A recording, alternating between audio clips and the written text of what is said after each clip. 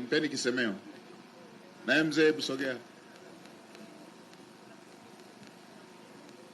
Haya, wengine andikeni. Mzee sogea hapo, alafu tumlete kaka wa mkoa. Asante Mheshimiwa Waziri, tunakushukuru kwa kutukumbuka kata ya Kimochi kijiji cha Sango kwa mwaka huu.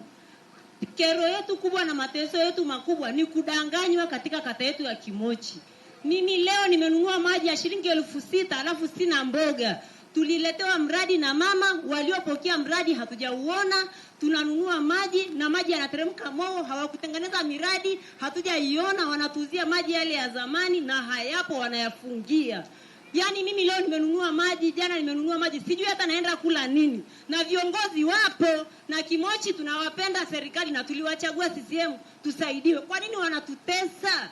Haya, Mheshimiwa na nani waziri? Mheshimiwa Waziri, mbovu, maji hakuna. Uongozi wa Sango kwa ujumla, waziri ni mbovu, hakuna maji. Waziri tuangalie, tunateseka. Nani ni viongozi pale? Nani ni viongozi pale?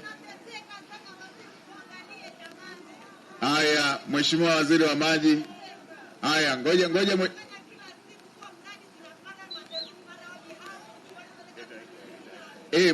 mwacheni kisemeo. Mpeni kisemeo. Tunateseka waziri, naomba usiondoke ukiwa umelifungia macho hili. Tunateseka kweli waziri, jamani. Haya, ni eneo lipi? Sango, hii barabara hii ya kupanda Sango. Sango mlikuwa na mradi gani? Meneja, hatuna maji. Tunaambiwa TARURA. Meneja wa maji yuko wapi? Maji kabisa, hatuna maji. Meneja yuko wapi? Meneja, unalijua hilo? Meneja, unalijua hilo? Asante Mheshimiwa Waziri Mkuu. Ni kweli kabisa kwamba hizi kata kuanzia Kimochi, Odimoshi, Bokom kuna upungufu wa maji. Kuna mradi hapo? Mradi ambao ulikuwepo tulitekeleza, tulipata fedha, tunashukuru serikali milioni 500, tukafanya ukarabati wakati wa zile fedha za COVID, na sasa hivi kwenye mwaka huu wa fedha tumetenga milioni 400 kwenye mapato ya ndani ya taasisi ya serikali ili kuboresha, wakati mradi mkubwa ambao ameuzungumzia Mheshimiwa Waziri wa kutoa maji Materuni wa bilioni 4.8 kwa ajili ya kuboresha huduma ya maji katika ukanda huu wa juu.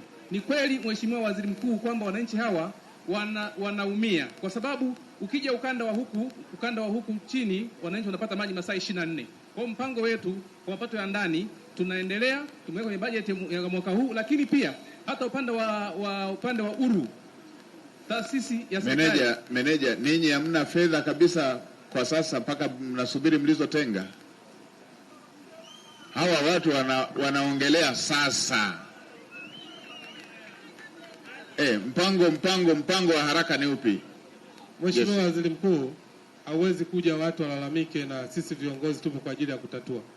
Nikuombe kwa ruksa yako ili eneo nifike mimi mwenyewe na kwa hatua za haraka tuweze kuzichukua watu waweze kupata huduma sasa. Haya, asante sana Mheshimiwa Waziri, hicho ndio ninachokupendea. Ndio maana Mheshimiwa Rais amekuamini kwenye sekta hiyo, unahangaika na kila eneo lenye shida. Nakumbuka wakati ule kuna shida kule, uliingia mtaroni wewe mwenyewe. Hongera sana Mheshimiwa Waziri wa Maji. Kwa hiyo jamani, Waziri wa Maji atakwenda mwenyewe na baada ya hapo atachukua hatua.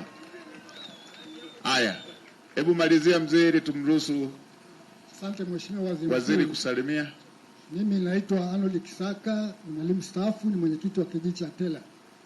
Shida yangu kubwa ambayo hata sikusikia mbunge akitamka ni barabara ya Kiboroloni, Mande, Tela, Maideni, ambayo tulishaahidiwa na waziri mkuu aliyekutangulia na pesa zikatolewa, lakini pesa zile zilihamishwa na mbunge aliyekuwepo. Na tuliamua kwamba hatukutaka kabisa tumuone akigombea ile nafasi. Tukahakikisha kwamba ameondoka, tukampata mbunge huyu mpya. Hiyo barabara kwa kweli tumeonewa miaka mingi. Toka uhuru kiongozi wa kitaifa aliyefika ni waziri mkuu aliyekutangulia. Na tukajua tumepata neema, lakini pesa zile zilihamishwa. Kwa hiyo naomba waiangalie, na kuna mto ambao umeshakosi maisha ya wakina mama wawili kwa sababu ya ubovu. Wamechukuliwa na maji na wakafa kwa sababu ya ubovu wa barabara. La pili ni kuhusu mradi huu wa umwagiliaji huku Mandaka Mnono. Huu mradi sasa hivi una zaidi ya miaka 3 na ulitolewa pesa zaidi ya bilioni 5. na kuna watu ambao wana mashamba kule wamesimama hawajalima mpaka sasa hivi, na wanakosa jinsi ya kujikimu kwa maisha, kwa sababu watoto wao wanataka kusoma lakini hawapati chochote. Ule mradi, mashamba yale yamesimama. Naomba tuambie tu kwamba huu mradi utaisha lini na watu waendelee kunufaika na huo mradi. Haya, Mheshimiwa Naibu Waziri wa Kilimo,